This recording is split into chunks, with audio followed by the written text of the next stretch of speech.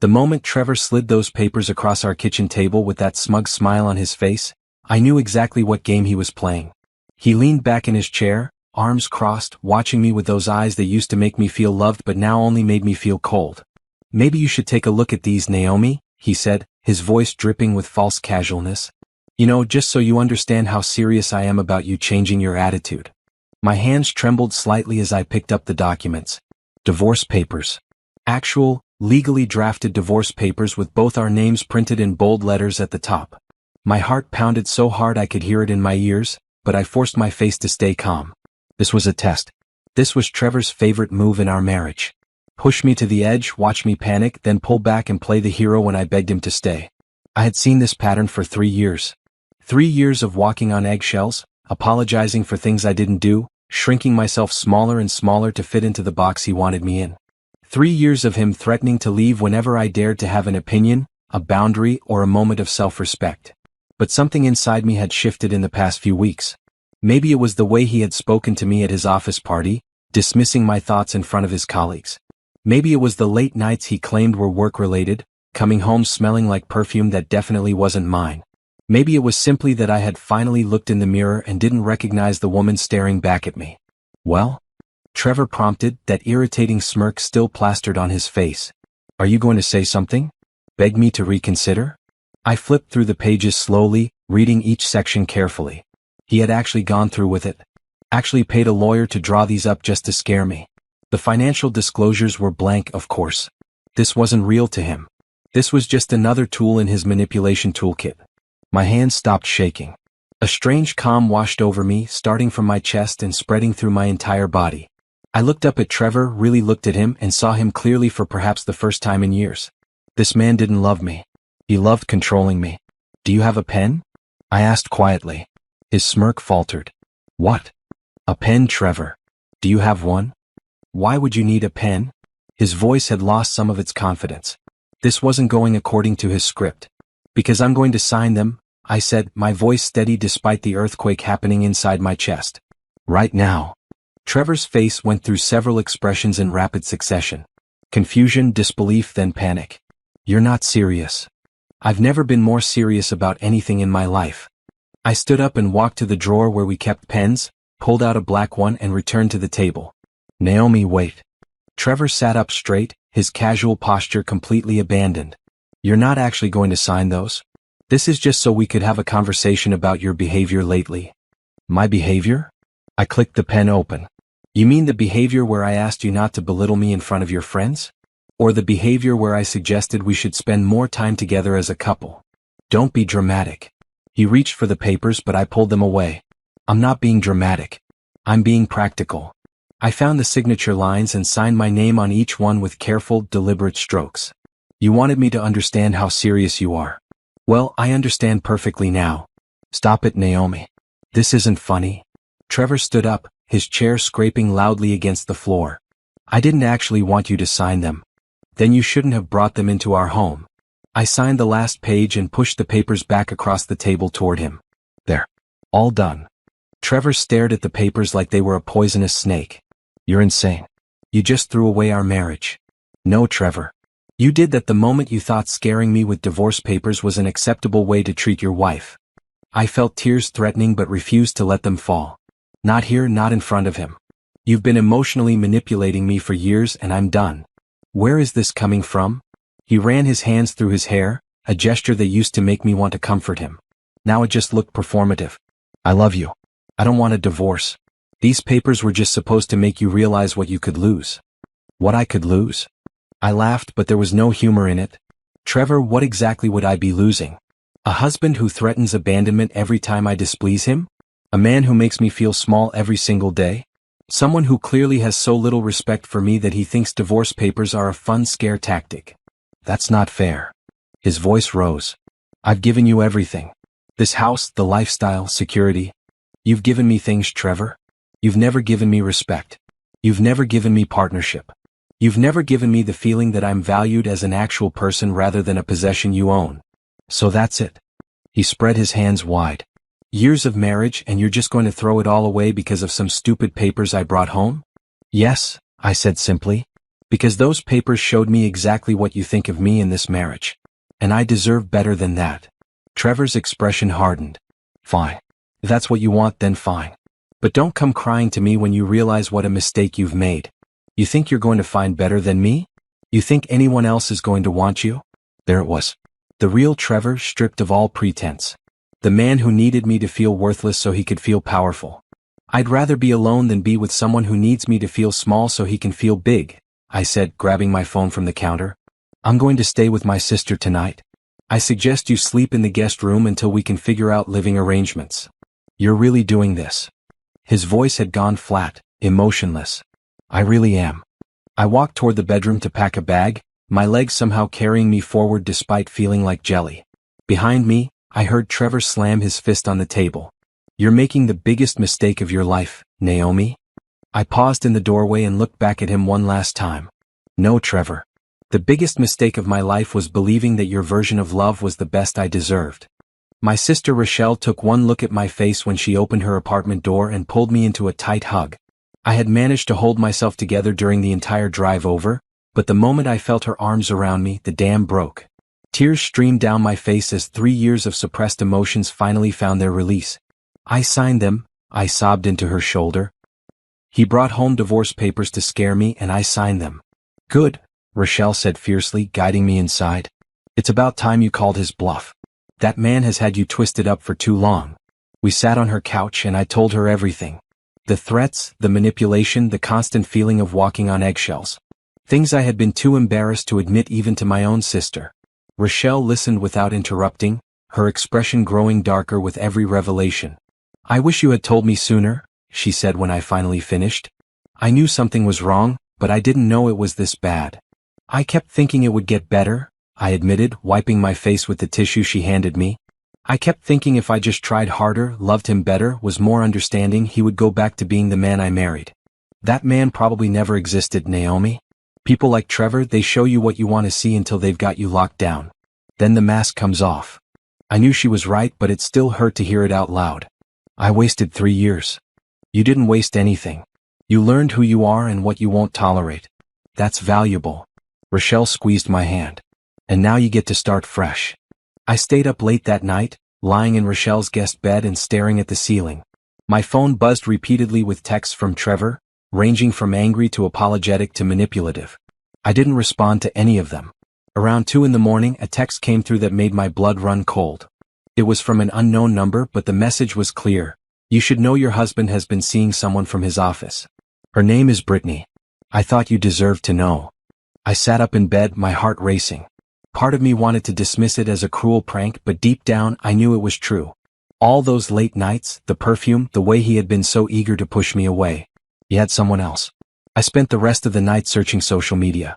It didn't take long to find her. Brittany Henderson, administrative assistant at Trevor's accounting firm. Her profile was set to public, and there, buried in her photos from 2 months ago, was a picture of her at a restaurant. In the background, clearly visible, was Trevor. The comments on the photo made me feel sick. Great night out, she had written. Several people had replied, but one comment stood out. Is that guy in the back your mystery man? Brittany had replied with a winking emoji.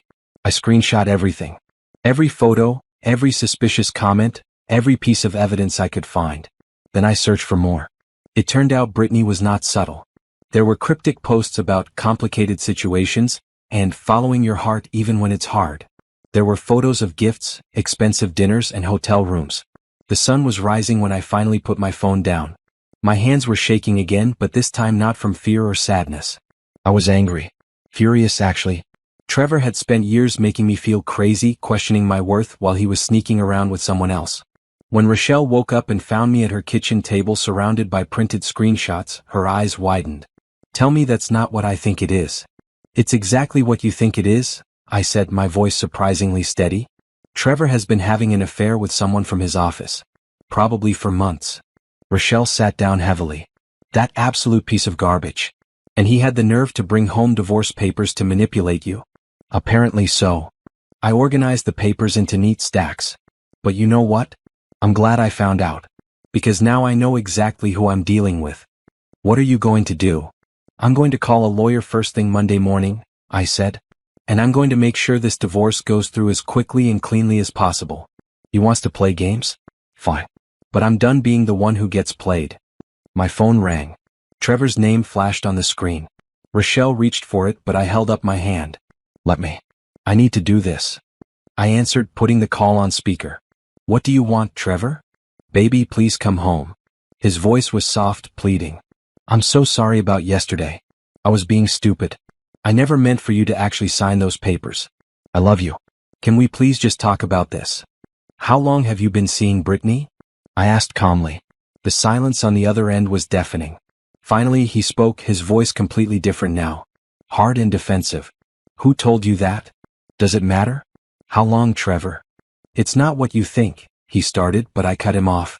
I have screenshots, photos, evidence. So don't insult me by lying right now. Another long pause. When he spoke again, his tone had shifted to anger. You've been spying on me? You've been cheating on me, I countered. And threatening me with divorce papers while you were doing it? So spare me the righteous indignation. Look, Brittany means nothing, he said, his voice taking on that manipulative tone I knew so well. It was just a stupid mistake. A moment of weakness. But you're my wife. You're the one I want. Come home and we can work through this. No. No. He sounded genuinely shocked that I had refused him. No, Trevor. I'm not coming home. I'm not working through this. You showed me those divorce papers and I signed them. That wasn't a mistake. That was me finally seeing clearly for the first time in years. You're being ridiculous, he snapped. Throwing away our marriage because of one affair? One affair you're admitting to, I said. Who knows how many others there have been. And honestly, Trevor, the affair isn't even the worst part. The worst part is how you've treated me. How you've manipulated me, controlled me, made me feel worthless. The affair is just proof that you never respected me at all. Fine, he said coldly. If you want to be difficult about this, then fine.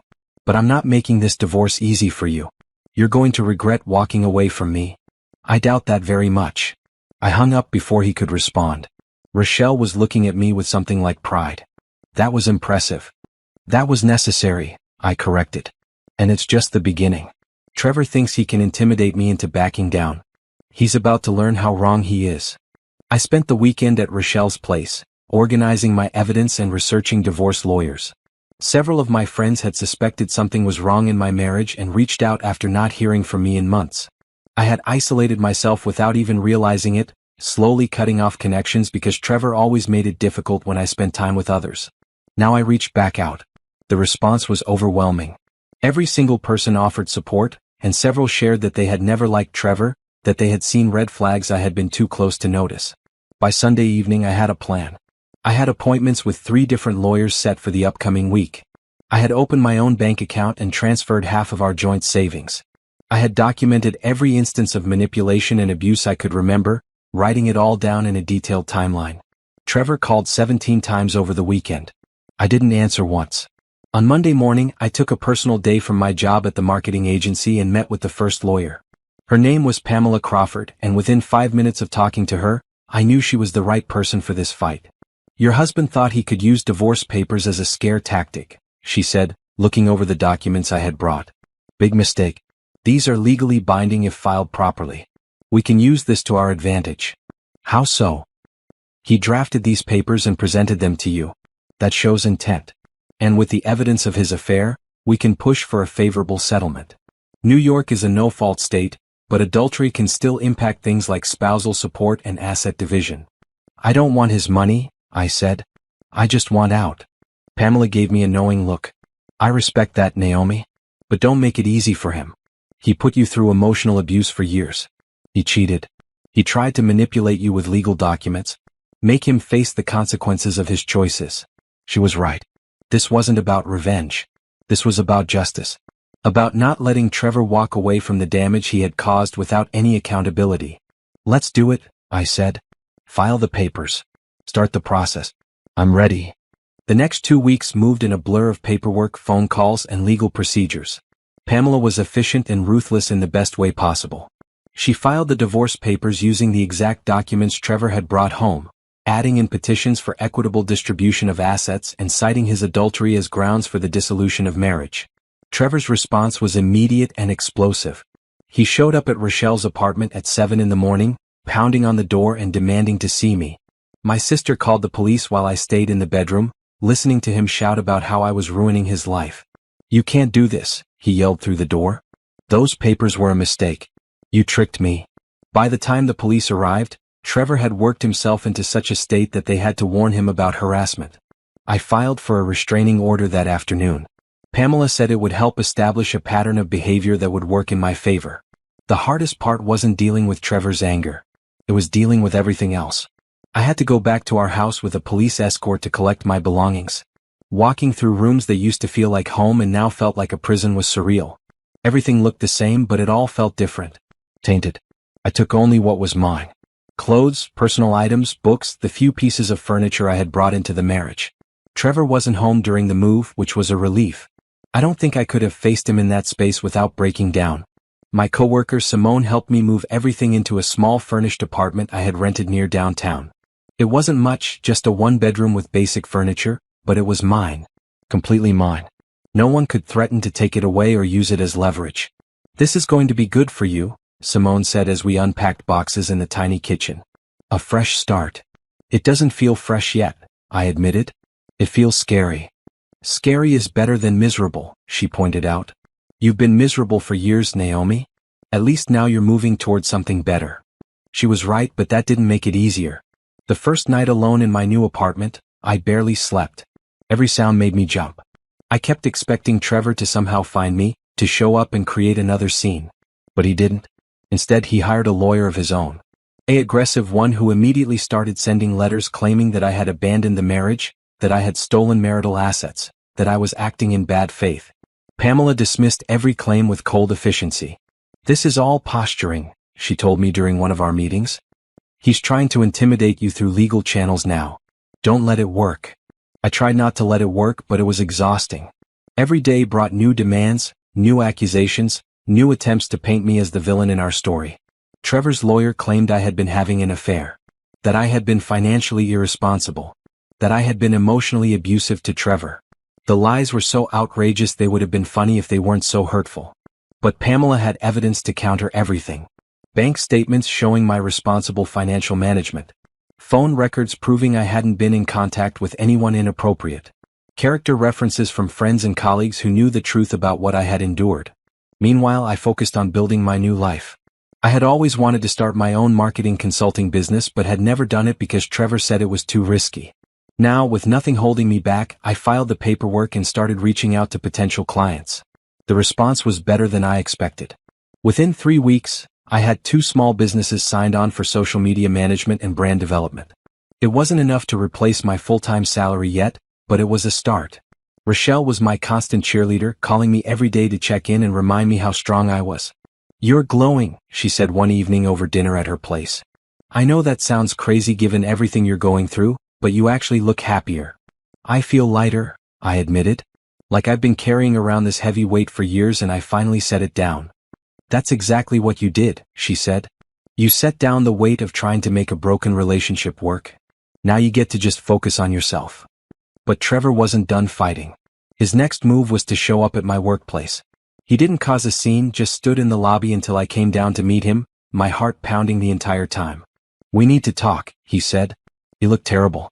Tired, with dark circles under his eyes and wrinkled clothes. Part of me felt sorry for him. The larger part remembered why we were here in the first place. "We have lawyers for that," I said. "Please, Naomi. Just 5 minutes. As human beings, not as legal adversaries." Against my better judgment, I agreed. We sat on a bench outside my office building, far enough from the entrance that no one would overhear but public enough that I felt safe. "I messed up," Trevor started. "I know that. I've been a terrible husband. But I love you. I really do. And I think we can work through this if you just give me another chance." "You brought divorce papers into our home to scare me," I said quietly. "You've been cheating on me. You've spent years making me feel worthless. What part of that says love to you?" "I was confused," he said. "Scared of how much I loved you, actually. So I pushed you away. But I see clearly now. I see what I'm losing." "You lost it the moment you decided manipulation was an acceptable way to treat your wife," I said, standing up. "I signed those papers, Trevor. I meant it. There's no going back. So that's it." His voice broke. "You're just going to throw away 3 years? You threw them away, I corrected. I'm just refusing to pick up the pieces anymore. Goodbye, Trevor. I walked back into my office building without looking back. My hands were shaking and tears threatened to fall, but I held them in until I reached the bathroom. Then I let myself cry for exactly 5 minutes. When the tears stopped, I washed my face, fixed my makeup, and went back to work. That night, I blocked Trevor's number. I blocked him on social media. I blocked every possible avenue he had to contact me directly. If he needed to reach me, he could go through Pamela. The relief was immediate. Without his constant calls and texts, without his voice in my ear telling me I was making a mistake, I could finally breathe. I could finally think clearly. I threw myself into my new business. Every spare moment went into building my client base, creating content, developing strategies. Work became my refuge, but it was healthy this time. I wasn't hiding in work to avoid dealing with my marriage. I was building something that was entirely mine. 6 weeks after signing those papers, I attended a networking event for small business owners.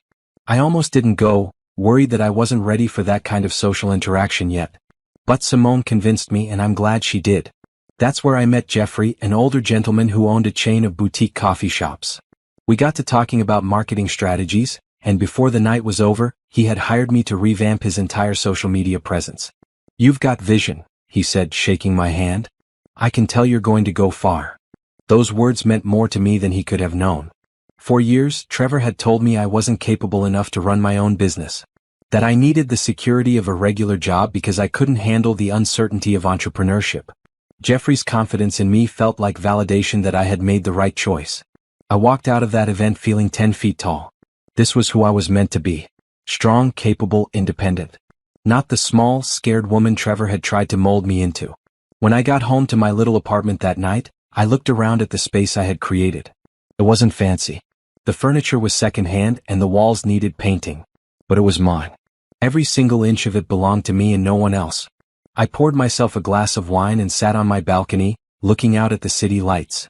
For the first time in years, I felt hopeful about the future. Not just hopeful. Excited. Trevor had thought those divorce papers would scare me back into submission. Instead, they had freed me. They had shown me that I was capable of standing up for myself, of walking away from what wasn't serving me, of building a life on my own terms. Whatever happened next in the divorce proceedings, I knew I would be okay. More than okay. I would thrive. The divorce mediation was scheduled for a rainy Thursday morning in October. I wore a blue dress and carried myself with more confidence than I felt. Pamela met me outside the mediator's office, her briefcase full of evidence and her expression all business. "Remember," she said as we walked in, "don't let him get under your skin. He's going to try. Stay calm, stick to the facts, and let me handle the legal arguments." Trevor was already in the conference room with his lawyer, Mr. Patterson, a slick-looking man in an expensive suit. Trevor looked better than he had when he showed up at my office, like he had pulled himself together for this meeting. When I walked in, his eyes locked onto mine with an intensity that made me uncomfortable. "Can we have the room for a moment?" Trevor asked, looking at the mediator. "I'd like to speak with my wife privately." "That's not advisable," Pamela said immediately. "5 minutes?" Trevor pressed. "Please, Naomi. Just 5 minutes." I looked at Pamela, who shook her head almost imperceptibly. But something in Trevor's expression made me curious. What could he possibly have to say that he hadn't already tried? 5 minutes, I agreed. But Pamela stays. Trevor looked like he wanted to argue but nodded. The mediator and Mr. Patterson left the room, leaving the three of us in uncomfortable silence. "I've been doing a lot of thinking," Trevor started. "And I realize now that I took you for granted. I see how much I hurt you. And I'm willing to admit that publicly. I'm willing to go to counseling. To do whatever it takes to save our marriage." "Our marriage ended the day you brought home those divorce papers," I said evenly. "Nothing you say now is going to change that." "But it was a stupid mistake," he insisted. "A moment of idiocy that I've regretted every single day since. Can't you find it in your heart to forgive me?" "This isn't about forgiveness, Trevor. This is about the fact that I don't want to be married to you anymore. You showed me exactly who you are, and I believe you." His expression hardened slightly. "So you're really going to go through with this? Even though it means you'll get less in the settlement if you're the one pushing for divorce." There it was. The real Trevor, always calculating the angles. "I'd rather have less money and my peace of mind than stay in a marriage that makes me miserable." "What about Brittany?" Pamela interjected. "Are you still seeing her?" Trevor's jaw clenched. "That's over. It was never serious. That's not what her social media suggests, Pamela said, pulling out several printed screenshots. According to these posts from last week, you two are very much still together. I watched the color drain from Trevor's face as he realized we had been monitoring the situation. Those are private conversations. Posted publicly on social media, Pamela corrected. Including this one from 3 days ago where Brittany talks about your plans to move in together once your divorce is final. My stomach twisted, but I kept my expression neutral. So Trevor hadn't just been having a casual affair. He had been planning his future with someone else while trying to manipulate me into staying. Naomi, I can explain, Trevor started, but I held up my hand. You don't need to explain anything. You've made your choices. Now you get to live with them. Let's just get through this mediation and move on with our lives. The mediator and Mr. Patterson returned, and we spent the next 3 hours going through the details of our separation. The house would be sold and the proceeds split evenly. Retirement accounts would be divided according to the law. I would take my car and he would take his. No spousal support on either side. Trevor tried several times to negotiate for more, claiming that since I was the one pushing for divorce I should get less. But Pamela shut down every attempt with evidence of his affair and emotional manipulation. Your client presented divorce papers to my client as a form of intimidation, Pamela said firmly. He then filed a formal petition for divorce. The affair is documented. The manipulation is documented. Judge Hampton is not going to look favorably on attempts to punish the wronged party in this situation. By the time we finished, Trevor looked defeated. We had agreed on everything except one point, the timeline. Trevor wanted to drag things out for 6 months. I wanted it finalized as quickly as possible. We'll let the judge decide on timing, the mediator said, making notes. But given the circumstances and the fact that both parties have agreed on most terms, I imagine this will move fairly quickly. As we left the building, Trevor tried one more time. Naomi, wait. I stopped but didn't turn around. What, Trevor? I really am sorry. For all of it. I hope someday you can forgive me. I hope someday I can forget you, I said and walked away. The next week, word spread at Trevor's office about the divorce and the affair. Apparently, Brittany had not been subtle about her relationship with a married man, and several people had filed complaints with HR about inappropriate workplace relationships. Simone, who had a friend who worked at the same firm, filled me in over coffee. Trevor's on thin ice at work. They're investigating the relationship with Brittany because she's technically under him in the company hierarchy. It's a whole mess. Good, I said and meant it.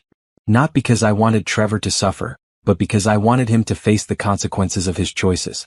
For too long, he had operated without accountability, hurting people and moving on without looking back. My business continued to grow. Jeffrey's coffee shops were seeing real engagement increases from the new marketing strategy, and he referred me to 3 other business owners. I hired a part-time assistant to help with the workload and started looking into renting actual office space. Every day felt like proof that I had made the right decision. Every client meeting, every successful campaign, every moment of building something that was entirely mine, it all reinforced that walking away from Trevor had been the best choice I could have made. Rochelle threw me a celebration dinner when I officially gave notice at my full-time job to focus on my business completely. I'm so proud of you, she said, raising her glass. 6 months ago you were trapped in a nightmare. Look at you now. I couldn't have done it without you, I said honestly. You gave me a safe place when I had nowhere to go. You did the hard part, she corrected. I just provided a couch. That night I got an email from Pamela. The judge had set a court date for the final divorce hearing. 6 weeks away. Faster than either of us had expected. Judge Hampton reviewed the case file and determined there's no reason to delay, Pamela wrote. Trevor's lawyer tried to request an extension, but it was denied. Looks like you'll be officially divorced before Christmas. I read the email 3 times, letting it sink in. This was really happening. My marriage was really ending. And instead of feeling sad or scared, I felt relieved. Free. I replied to Pamela. Perfect timing. I could use a fresh start for the new year. Trevor made one final attempt to change my mind.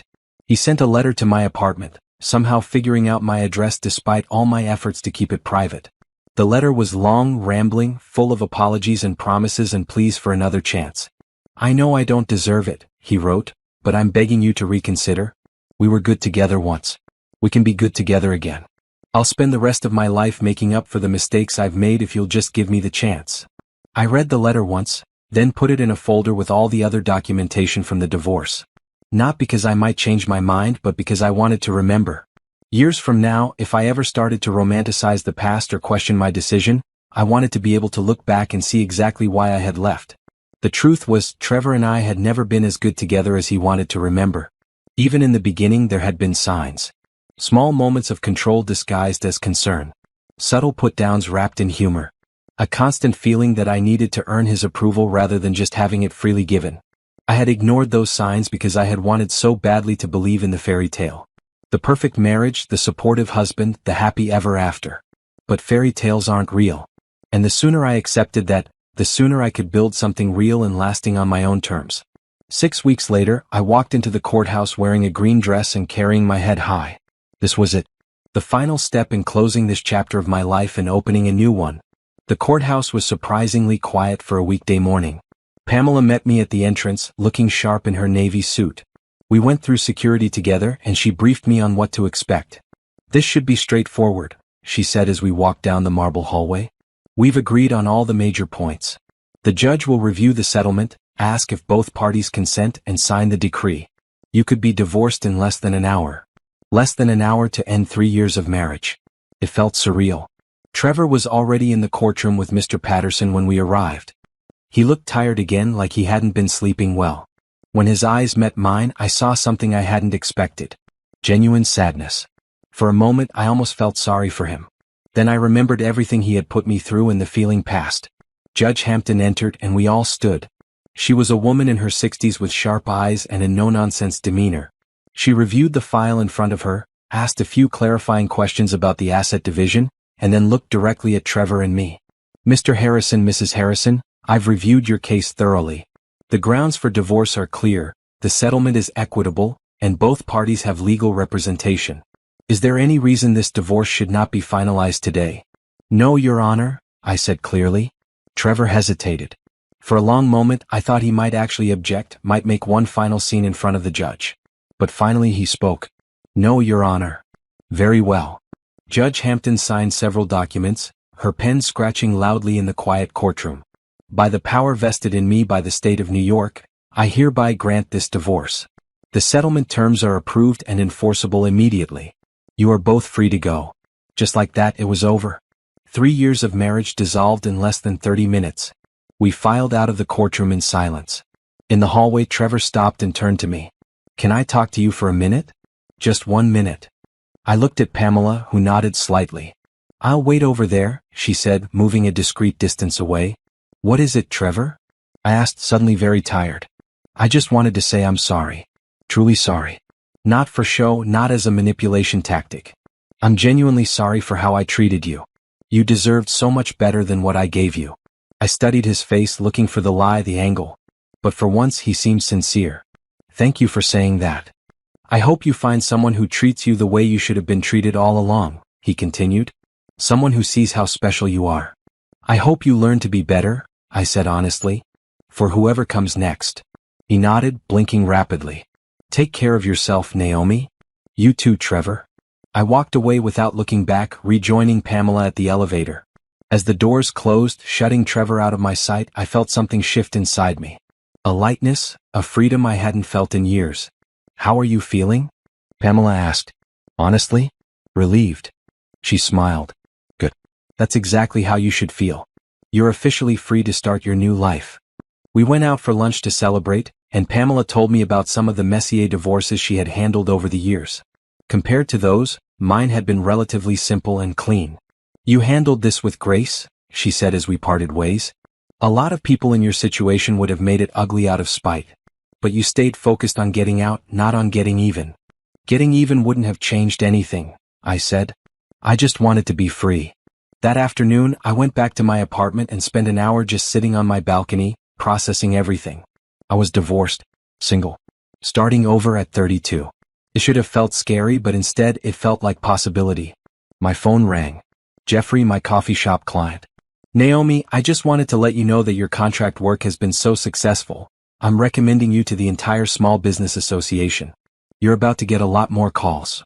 "That's wonderful news," I said, genuinely excited. "Thank you so much for the referral. You've earned it. I'm just sorry I can't keep you all to myself anymore." After we hung up, I sat there grinning. My business was taking off. My divorce was final.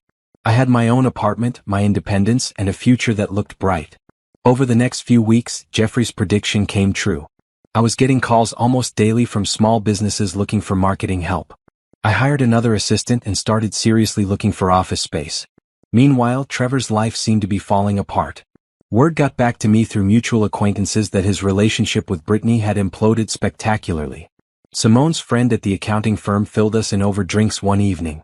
Brittany thought Trevor was this wealthy executive with big prospects. Turns out, most of his lifestyle was funded by Naomi's income and their joint assets.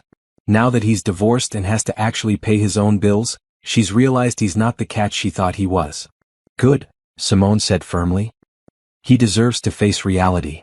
I didn't take pleasure in Trevor's struggles, but I did feel vindicated. Everything he had promised Brittany was a lie.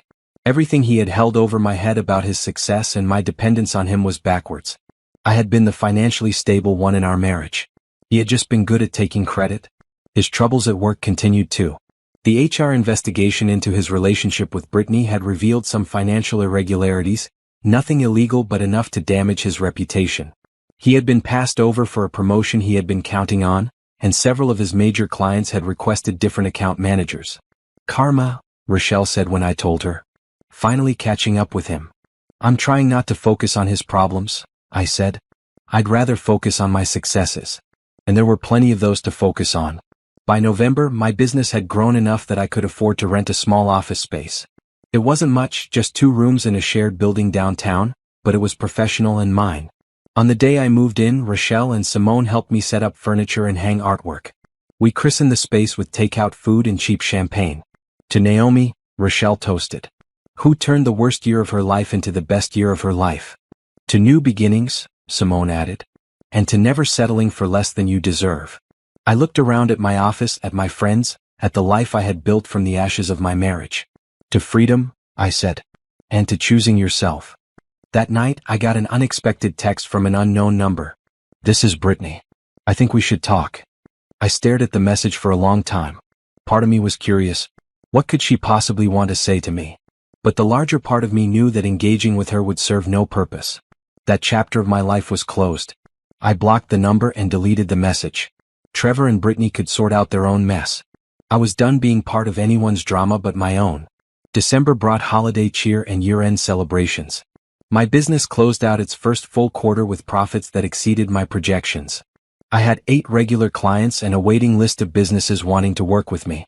I spent Christmas with Rochelle and her family, feeling grateful for the support system that had held me up through the hardest months of my life. We watched movies, ate too much food, and laughed until our stomachs hurt. You know what I realized? I told Rochelle late that night as we sat up talking. This is the first Christmas in years where I actually feel happy. Genuinely, deeply happy. That's because you're finally free to be yourself, she said. No one controlling you, no one making you feel small. Just you being your authentic self. She was right. Somewhere between signing those divorce papers and building my business, I had found myself again. The woman I had been before Trevor, before the marriage, before I had learned to make myself smaller to fit into someone else's vision of who I should be. As the year drew to a close, I made a list of goals for the new year. Some were business-related, but others were personal. Take a pottery class. Travel somewhere I had never been. Reconnect with old friends. Learn to salsa dance. Say yes to opportunities instead of hiding from them out of fear. On New Year's Eve, I stood on my balcony watching fireworks light up the sky over the city.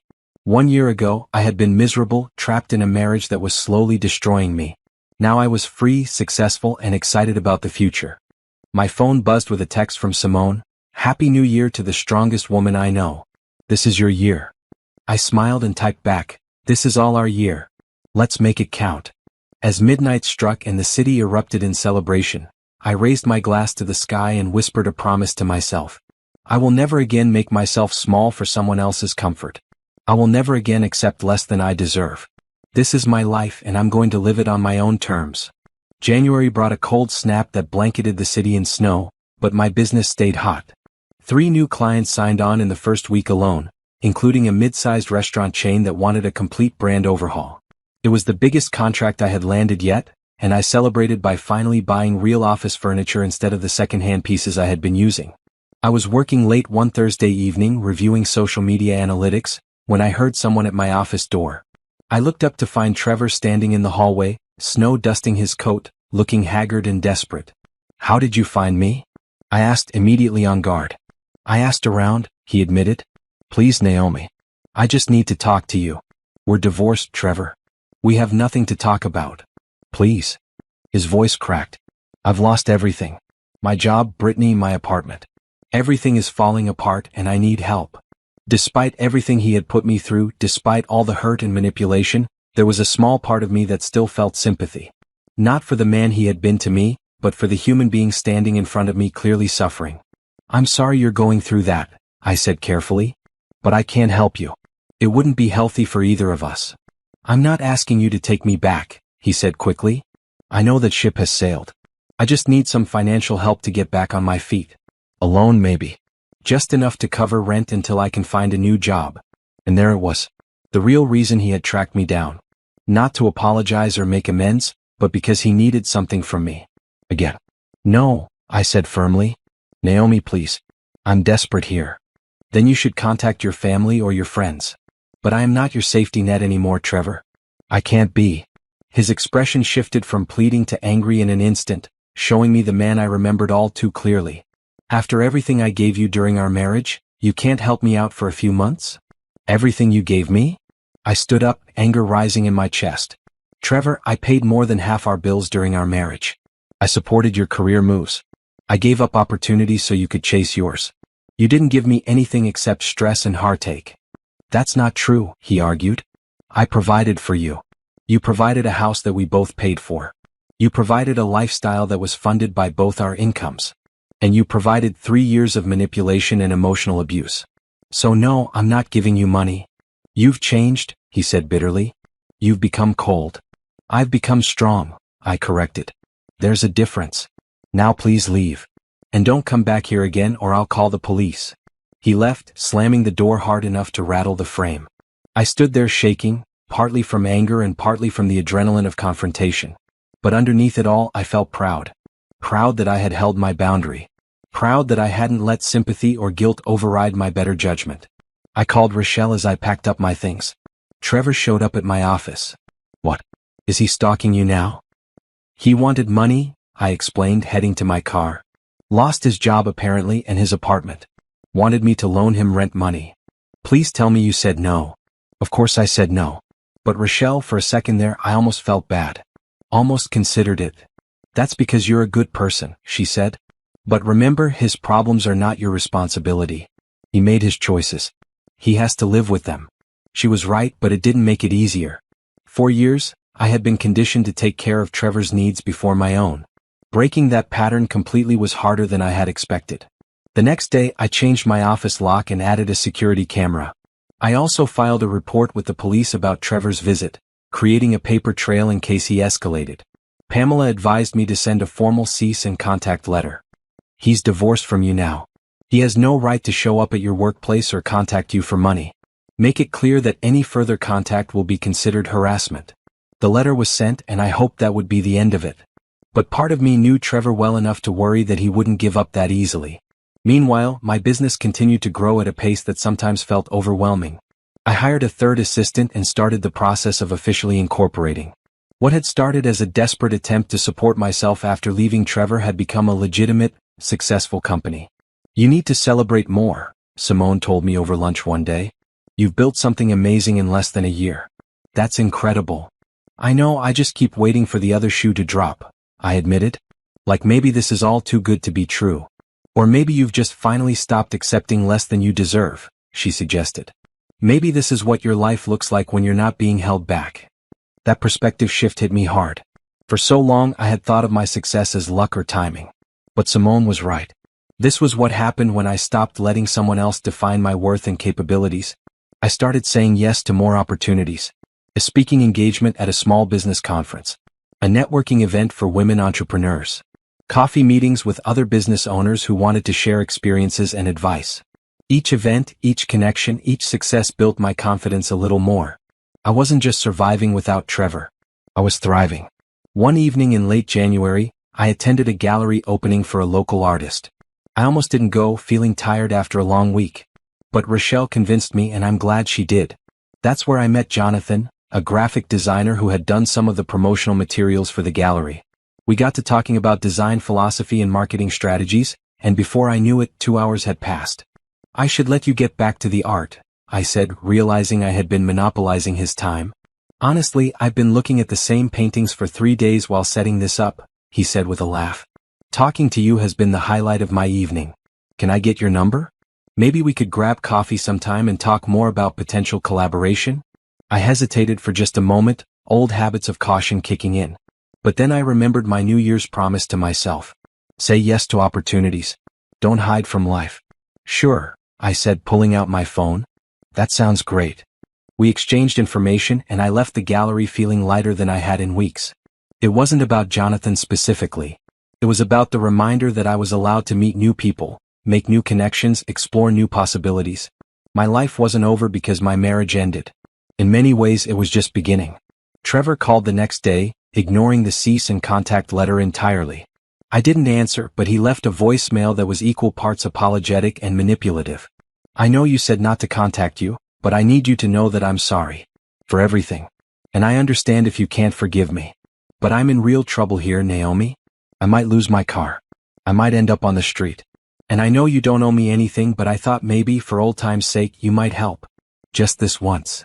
I deleted the message and forwarded the notification to Pamela. She sent another, firmer letter to Trevor, warning that continued contact would result in legal action. He's spiraling, she told me during our call. And he's fixating on you as the solution to all his problems. Be careful, Naomi. Men like Trevor can become unpredictable when they lose control. Her warning made me nervous, but I refused to let fear rule my life. I had spent too long being afraid of Trevor's reactions, walking on eggshells to avoid setting him off. I wasn't going to go back to that pattern. Instead, I focused on what I could control. My business, my home security, my support system. I made sure someone always knew where I was.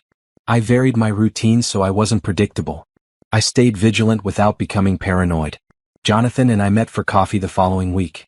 It was easy, comfortable, with none of the tension or power dynamics that had defined my relationship with Trevor. We talked about work, about art, about our favorite books and movies. Just two people getting to know each other without games or manipulation. I really enjoyed this, he said as we parted ways. Can we do it again sometime? I'd like that, I said honestly. As I walked back to my car, I realized I was smiling. Actually, genuinely smiling. Not because Jonathan might become something romantic, though that was a possibility, but because I was capable of connecting with someone new without bringing all my baggage from Trevor into it. That night, Rochelle called with concerning news. One of your old neighbors called me. Trevor's been hanging around your old house. The new owners are creeped out. My stomach dropped. Did they call the police? They did, and the police talked to him. He claimed he was just nostalgic, missing the house. But Naomi, this is getting weird. He needs to move on. I know, I said, feeling anxiety creep up my spine. I just don't know what else to do. I've made it clear I don't want contact. I've involved lawyers and police. What else is there? Maybe it's time to get that restraining order extended, Rochelle suggested. Make it permanent instead of temporary.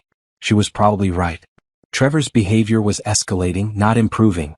And while part of me felt guilty about taking such a hard line with someone who was clearly struggling, the bigger part of me knew I had to protect myself. I called Pamela the next morning and started the process for a permanent restraining order. It felt extreme, but his pattern of showing up places he shouldn't be was concerning enough to warrant it. You're doing the right thing, Pamela assured me. Trust your instincts. If something feels off, it probably is. 2 weeks later, the restraining order was granted. Trevor would have to stay at least 500 feet away from me, my home, and my workplace at all times. Violating it would result in immediate arrest. I hoped that would finally be enough to make him back off and let me live my life in peace. February brought a warmth to my life that had nothing to do with the weather. My business hit a major milestone when a national retail chain reached out about managing their social media presence across all their locations. It was a 6-figure contract that would require expanding my team significantly, but it was also validation that my company had grown from a small startup into a legitimate player in the marketing world. I celebrated by taking Rochelle and Simone to a nice dinner downtown. We toasted to success, to friendship, and to the journey that had brought me here. A year ago, I was signing divorce papers in my kitchen, I said, raising my glass. Now I'm signing contracts that will change my life. It's surreal. You earned every bit of it, Simone said firmly. You took the worst situation and turned it into something beautiful. I couldn't have done it without both of you, I said, getting emotional. You gave me a place to stay, a shoulder to cry on, and the courage to keep going when I wanted to give up. That's what family does, Rochelle said, squeezing my hand. And we're so proud of you. Jonathan and I had been seeing each other regularly, though we were taking things slow. He knew about my divorce and understood my need to not rush into anything serious. What I appreciated most was that he didn't push. He was content to just enjoy getting to know each other without pressure or expectations. One Saturday he took me to a pottery class, something I had mentioned wanting to try. We spent 2 hours making misshapen bowls and laughing at our terrible creations. This is harder than it looks, I said, watching my bowl collapse for the third time. Maybe we should stick to our day jobs, Jonathan joked, his own creation looking like something that had been stepped on. Afterward, we got ice cream and walked through the park despite the cold. It felt normal, healthy, easy. All the things my relationship with Trevor had never been. Can I ask you something? Jonathan said as we sat on a bench watching ducks on the pond. You don't have to answer if you don't want to. Okay, I said cautiously. Your ex-husband. Are you over him? Because I really like spending time with you, but I don't want to be a rebound or a distraction from something you're still processing. I appreciated his honesty. I'm over wanting him back if that's what you're asking. But am I completely healed from everything that happened? Probably not. I'm still working through some trust issues and learning to believe in myself again. That's fair, he said. And for what it's worth, I think you're doing an amazing job. The woman I'm getting to know is strong and capable and inspiring. Whatever he did to make you doubt that, he was wrong. Tears pricked my eyes. Thank you for saying that. I'm not trying to rush anything, he continued. I just wanted you to know that I see you. The real you. And I like what I see. We continued seeing each other, building something genuine and healthy. It wasn't fireworks or grand romantic gestures. It was comfortable conversations, shared laughs, and mutual respect. After years of drama with Trevor, the simplicity of it felt revolutionary. Meanwhile, Trevor's situation continued to deteriorate. I heard through mutual acquaintances that he had moved back in with his parents after being evicted from his apartment. The job he had lost at the accounting firm had been his primary source of income, and he was struggling to find equivalent work after the circumstances of his departure became known in the industry. Part of me felt bad for him. But the larger part remembered that these were consequences of his own choices. He had chosen to manipulate me with divorce papers. He had chosen to have an affair. He had chosen to conduct himself unethically at work. Now he was facing the results of those choices. Pamela kept me updated on any legal issues. He's tried twice to get the restraining order lifted, she told me. Both times denied. The judge is not sympathetic to his arguments. What arguments is he making? I asked. That you're being vindictive.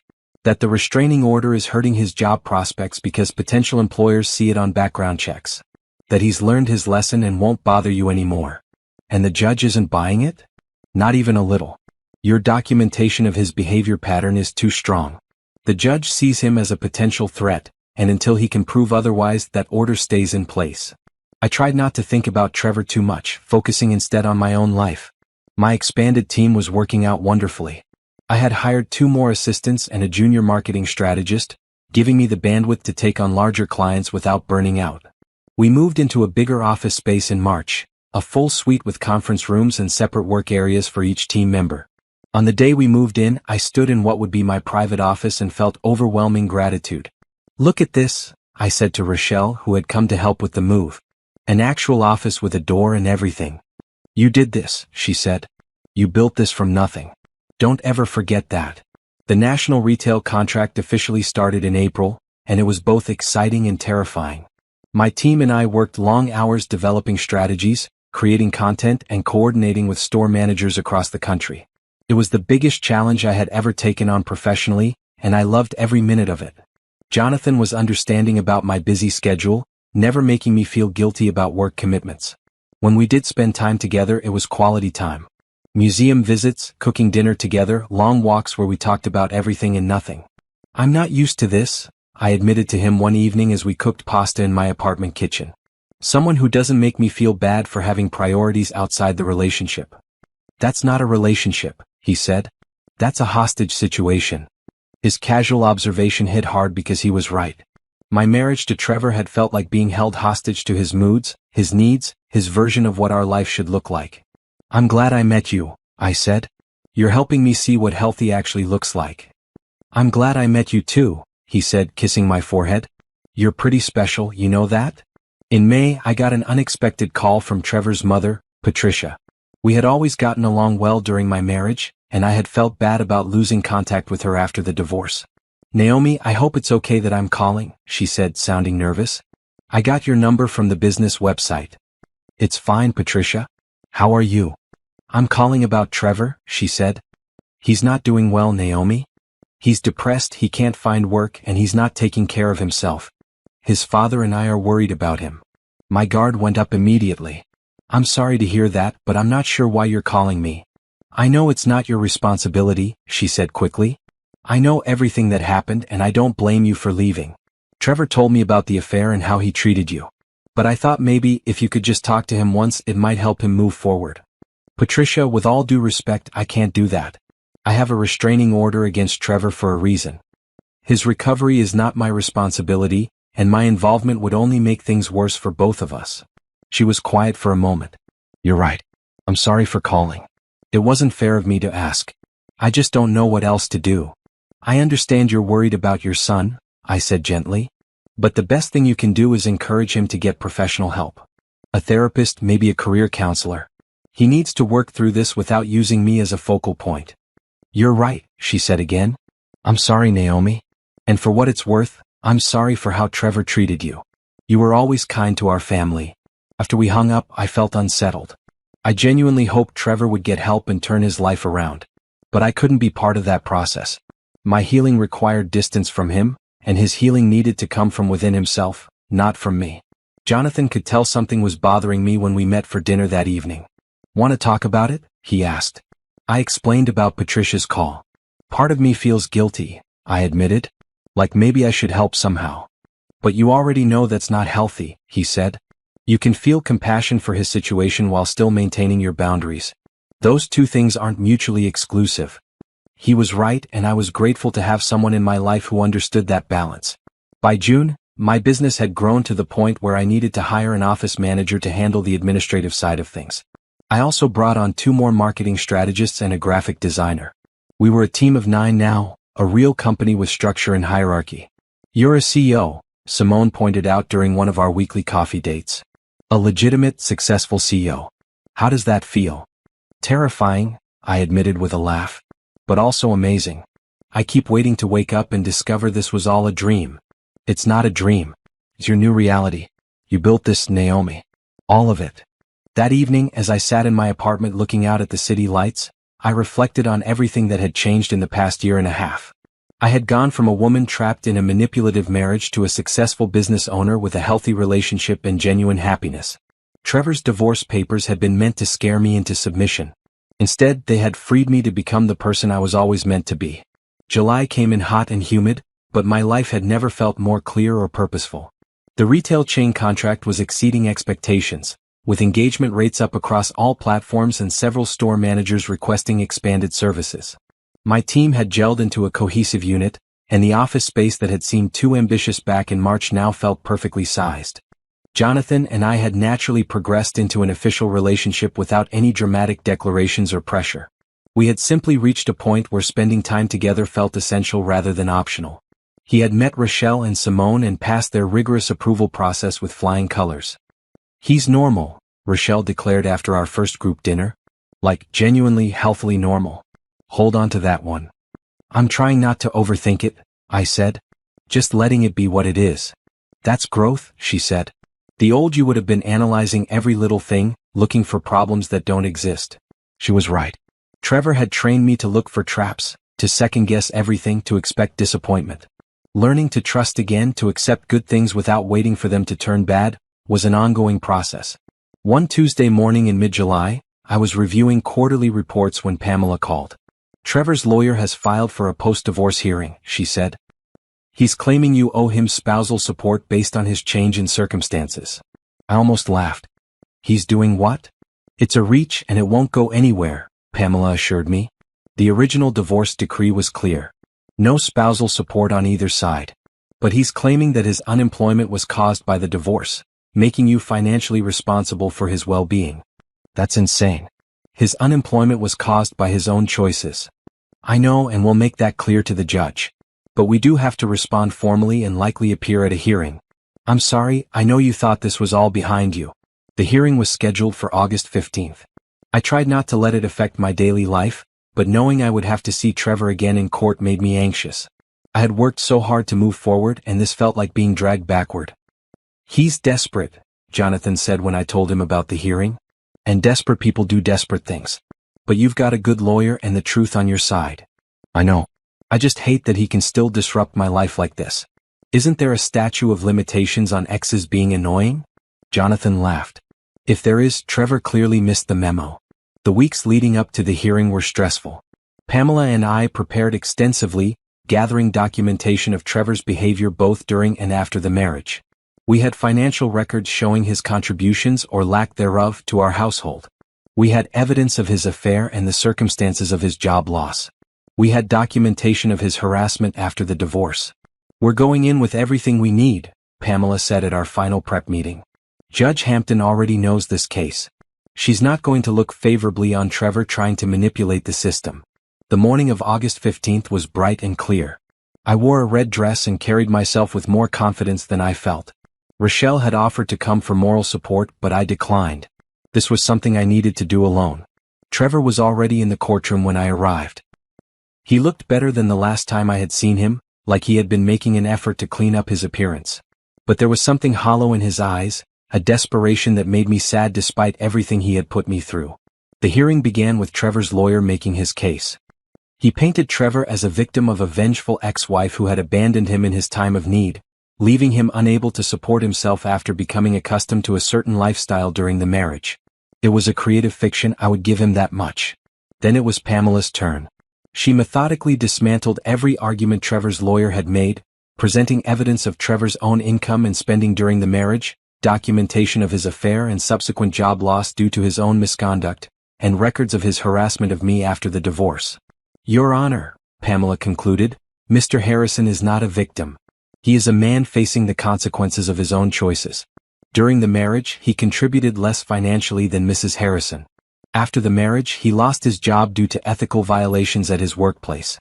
His current financial situation is unfortunate, but it is not Mrs. Harrison's responsibility. The original divorce decree was fair and equitable. Mr. Harrison's attempt to modify it now is nothing more than another manipulation tactic in a long pattern of manipulative behavior. Judge Hampton reviewed all the materials in silence. When she finally spoke, her tone was stern. Mr. Harrison, I've reviewed the original divorce case and all the subsequent filings. Your request for spousal support is denied. The original decree stands as written. But Your Honor, Trevor's lawyer interjected, my client is struggling financially and cannot support himself. Then your client needs to find employment, Judge Hampton said firmly. Mrs. Harrison is not responsible for his financial well-being.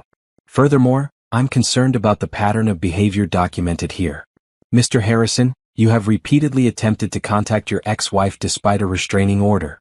You've tried to manipulate legal proceedings to your advantage. This behavior needs to stop. Your Honor, I'm just trying to survive, Trevor said, speaking directly for the first time. I made mistakes, I admit that. But Naomi was my wife.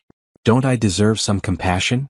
Compassion is not the same as financial obligation, Judge Hampton replied. Your ex-wife has no legal or moral responsibility to support you. My ruling stands. This matter is closed. Trevor's face crumpled, and for a moment, I thought he might break down entirely. But he composed himself and walked out of the courtroom without looking at me. In the hallway afterward, Pamela gave me a satisfied nod. That went exactly as it should have. He has no grounds to appeal, and Judge Hampton's comments about his behavior pattern will make any future attempts at legal harassment even more difficult. Thank you, I said, feeling the tension drain from my shoulders. For everything. You're welcome. And Naomi, if he contacts you again in any way, you call me immediately. This is beyond inappropriate at this point. I left the courthouse feeling lighter than I had in weeks. Trevor had made one more attempt to drag me down, and it had failed. The legal system had affirmed what I already knew.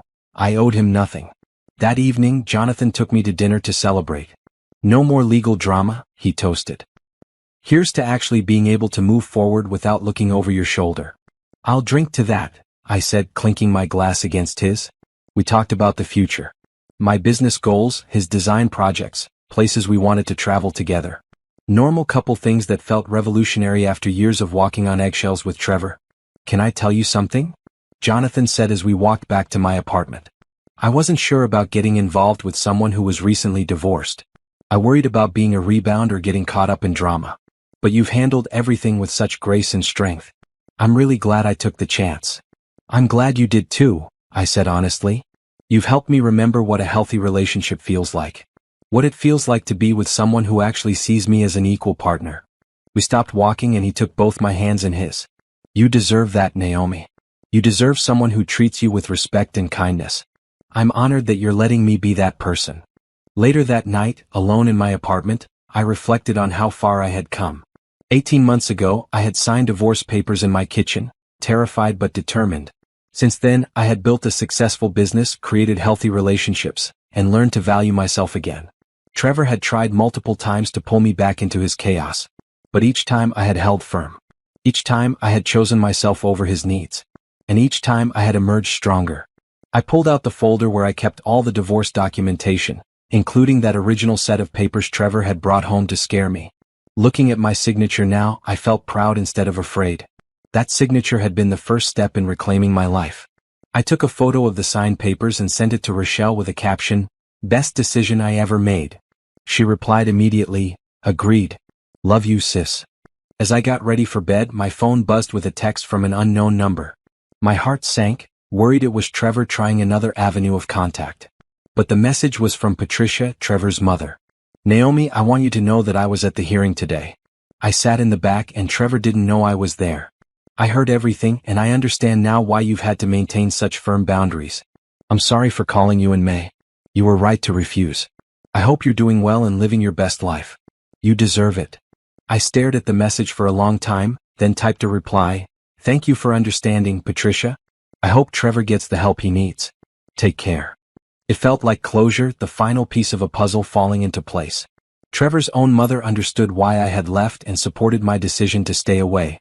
That validation meant more than I expected. I fell asleep that night feeling truly free for the first time since signing those divorce papers. The legal battles were over. The emotional healing was well underway. And the future stretched out before me full of possibility and promise. September marked the official one-year anniversary of my business, and I celebrated by taking my entire team out for a nice dinner. What had started as a desperate solo venture in a tiny rented office had grown into a thriving company with 12 employees, impressive client roster, and revenues that exceeded even my most optimistic projections. To Naomi, my office manager Sandra toasted, raising her glass. "For taking a risk and bringing all of us along for the ride." To all of you, I corrected. "I couldn't have built this without each person in this room.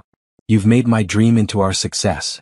The pride I felt had nothing to do with proving Trevor wrong or showing him what I could do without him. It was purely about what I had accomplished for myself, the life I had built on my own terms. Jonathan had become a regular fixture in my life, meeting me for lunch between client meetings and spending weekends at my apartment. We had fallen into an easy rhythm that felt natural and unforced. There was no drama, no games, no walking on eggshells. Just two people who genuinely enjoyed each other's company. "Have you thought about where this is going?" Rochelle asked one evening when we were having dinner at her place. "You and Jonathan." "I'm trying not to overthink it," I said. "For once, I'm just letting things develop naturally without forcing an outcome." "That's mature," she said approvingly. "But also it's okay to want more. To ask for more. You don't have to keep yourself small just because Trevor made you feel like your needs were too much." Her words hit me hard. She was right. I had been so focused on not being needy or demanding that I had swung too far in the other direction, afraid to express what I wanted for fear of being seen as difficult.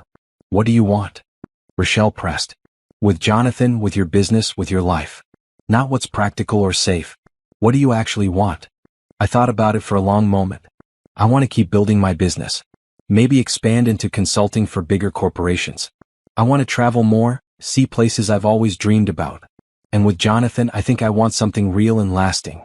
But I'm scared of wanting that. Because of Trevor." "Because of Trevor," I confirmed. "He made me feel like I was too much and not enough at the same time.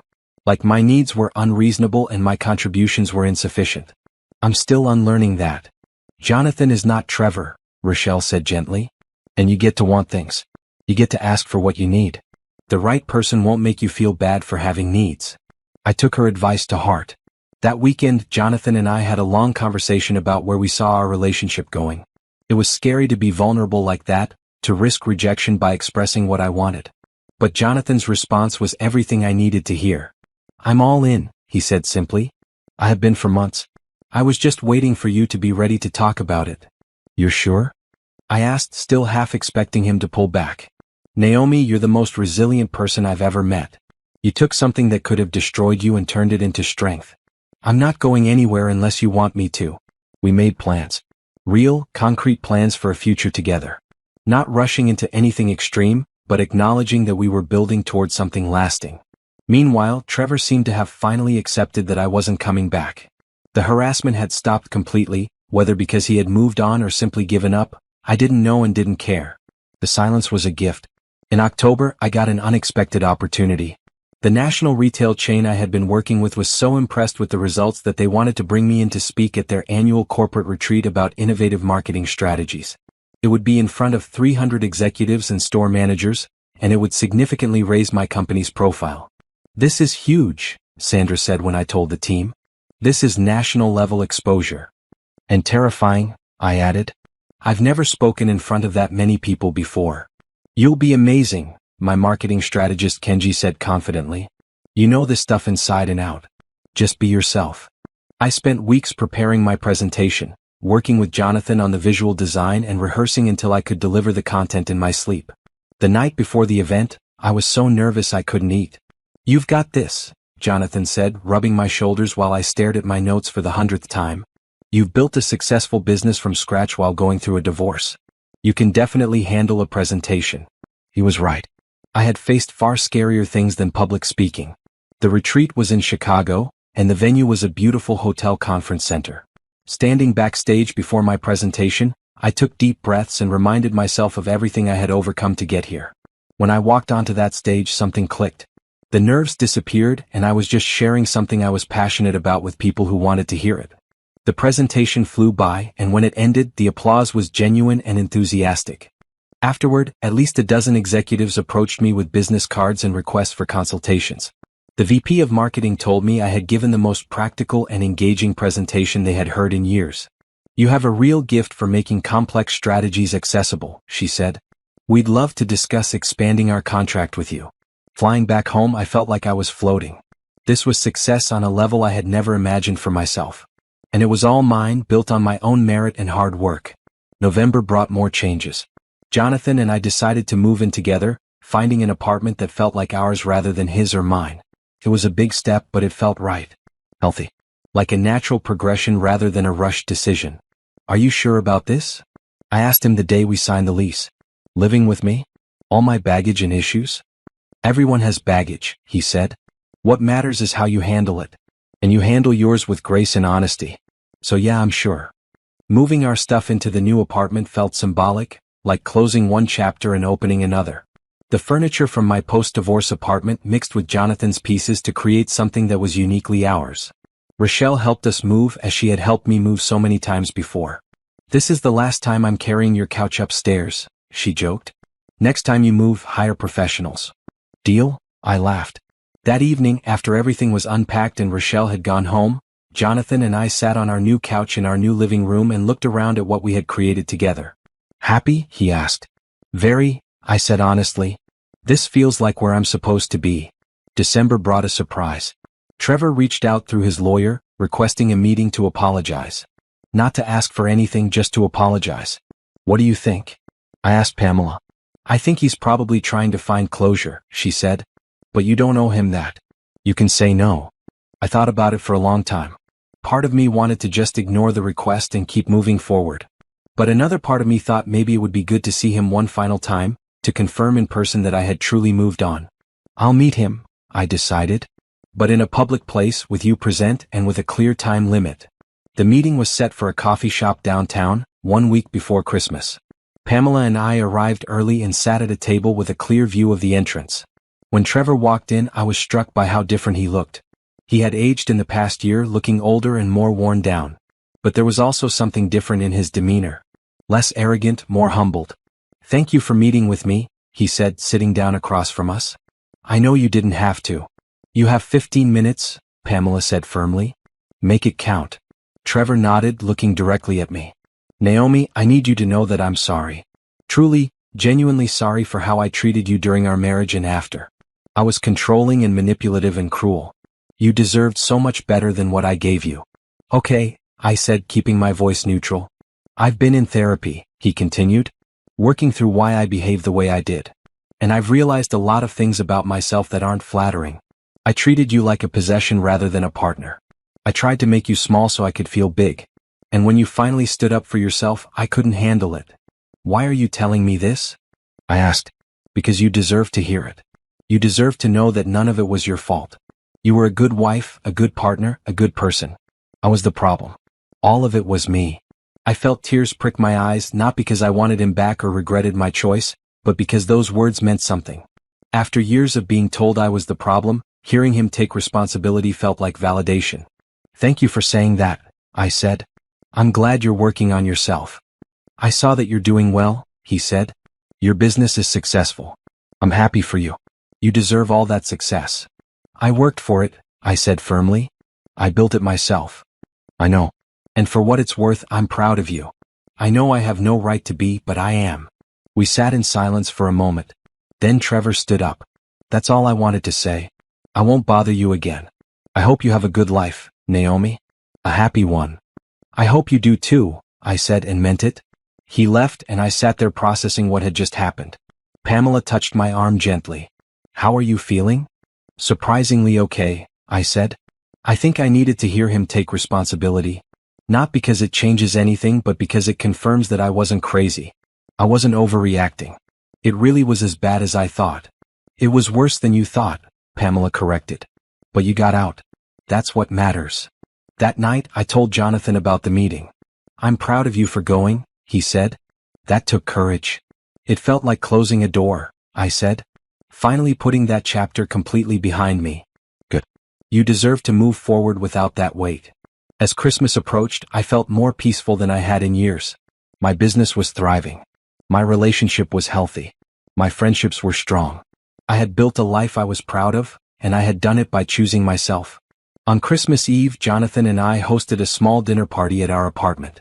Rochelle, Simone, Sandra, and a few other close friends came over for food and laughter. Looking around at the faces of people who had supported me through the hardest time of my life, I felt overwhelming gratitude. These were the people who had reminded me of my worth when I couldn't see it myself. Who had believed in me when I didn't believe in myself. I want to make a toast, I said, raising my glass. To second chances. To choosing yourself. To the people who hold you up when you're falling down. Thank you all for being part of my story. To Naomi, Rochelle said, tears in her eyes. The strongest person I know. As we all clinked glasses, I looked at Jonathan and smiled. This was happiness. Real, earned, lasting happiness. Not the forced kind I had tried to manufacture with Trevor. The authentic kind that came from living honestly and surrounding yourself with people who celebrated you rather than diminished you. The year was ending, but my story was just beginning. The new year arrived with fresh snow and even fresher possibilities. My business started 2025 with 3 new major contracts, including one with a Fortune 500 company that wanted a complete brand refresh. It was the kind of opportunity one had dreamed about but never truly believed would come.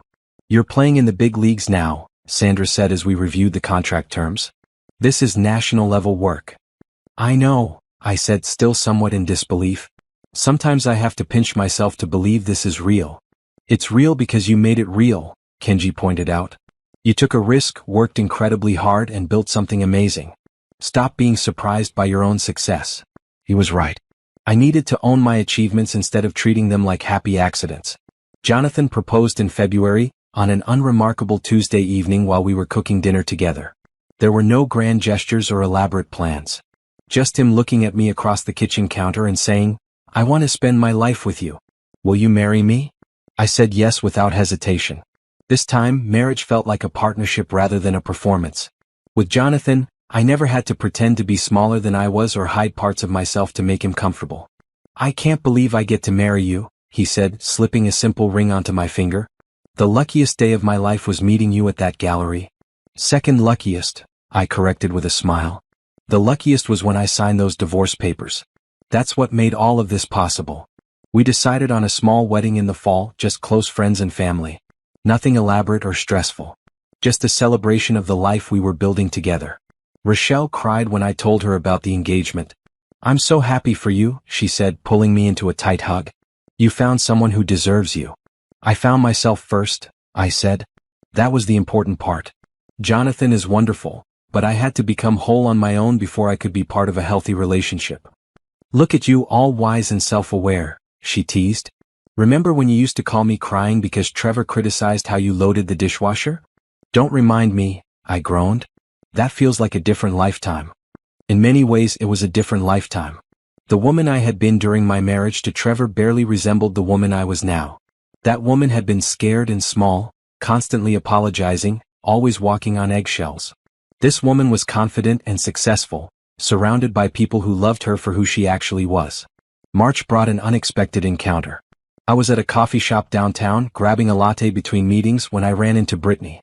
She recognized me immediately and I saw panic flash across her face. "Naomi," she said hesitantly. "I don't know if you remember me." "I remember," I said calmly. "How are you, Brittany?" She looked shocked that I was being civil. "I'm okay. I wanted to say I'm sorry. For everything. I knew Trevor was married and I pursued the relationship anyway. That was wrong." I studied her for a moment. She looked tired, older than her years. "Why are you apologizing now?" "Because I've had time to think about it," she said. "And because I realized that you weren't the villain Trevor made you out to be. He told me you were controlling and cold, that your marriage was over in everything but name. But after you two divorced and I got to know him better, I realized he was the problem, not you." "Did he do the same things to you?" I asked, already knowing the answer. She nodded. "The manipulation, the mind games, the way he made me feel crazy for having normal reactions to his behavior. I finally ended things a few months ago. I should have listened when people at work tried to warn me." "I'm sorry you went through that," I said and meant it.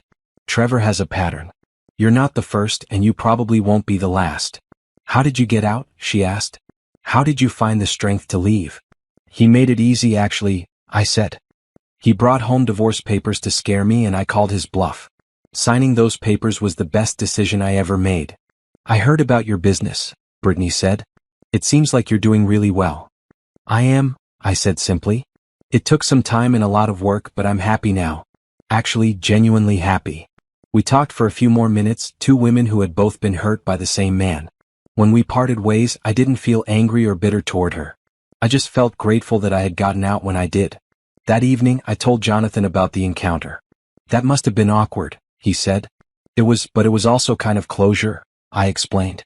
Seeing that Trevor's pattern continued with someone else confirmed that leaving was the right choice. It wasn't about me being flawed or insufficient. It was about him being incapable of treating people with respect. "You're very generous to have talked to her at all," Jonathan said. "She's as much a victim as I was," I said. "Just at a different stage of the process." April brought news that the Fortune 500 rebrand was going incredibly well. The client was so pleased with our work that they were talking about bringing us on for additional projects with their subsidiary companies. "This could double your business in the next year," Sandra said, her eyes wide as she looked at the potential contract. "Maybe triple it." "Let's make sure we can handle the growth," I said. "I don't want to expand too fast and compromise quality." We hired 4 more people and began seriously discussing opening a second office location. What had started as a one-woman survival plan had become a legitimate agency with nearly 20 employees and millions in revenue. In May, I was invited to speak at a conference for women entrepreneurs. Standing on that stage, looking out at hundreds of women who were building their own businesses and fighting their own battles, I felt compelled to share my real story. 2 years ago, I was in an abusive marriage, I said. Not physically abusive, but emotionally manipulative in ways that made me question my own reality. My husband brought home divorce papers as a scare tactic, trying to intimidate me into being more compliant. And instead of begging him to stay, I signed them.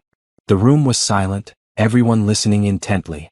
That signature was the first step in reclaiming my life. It was scary and uncertain, and I had no idea if I would be okay. But I knew I couldn't stay in a situation that was slowly destroying who I was. So I started a business, I rebuilt my life, and I learned that I was capable of so much more than I had been led to believe. After my speech, at least 20 women approached me with their own stories of leaving bad relationships and rebuilding. Many were in the early stages, still scared and uncertain. I gave them my business card and told them what I wish someone had told me: you're stronger than you think. And you deserve better than what you're accepting. One woman in particular stood out. Her name was Tanya, and she reminded me so much of myself 2 years ago. Scared but determined, ready to leave but terrified of the unknown. "How did you know you would be okay?" she asked me. "I didn't know," I said honestly. "I just knew I couldn't keep living the way I was. And I decided that unknown possibility was better than known misery." "That's terrifying." "It is," I agreed. "But you know what's more terrifying? Looking back in 10 years and realizing you wasted a decade of your life on someone who didn't deserve you." We exchanged contact information, and I told her to reach out if she needed support. That was something I wanted to do more of: help other women who were going through what I had survived. The wedding planning was going smoothly. Jonathan and I had decided on a small ceremony at a botanical garden in early October, with a reception at a restaurant we both loved. Nothing elaborate, just intimate and meaningful. "This is so different from planning my first wedding," I told Rochelle as we looked at invitation designs. "With Trevor, everything was about appearances, making sure people were impressed. With Jonathan, it's just about celebrating with people we love." "That's what it should be," Rochelle said. "A reflection of your actual relationship, not a performance for others." In August, I got an email that surprised me. It was from Patricia, Trevor's mother, with a subject line that read, "Thank you. Dear Naomi," it began. "I wanted to let you know that Trevor has been in intensive therapy for the past several months and is finally making real progress.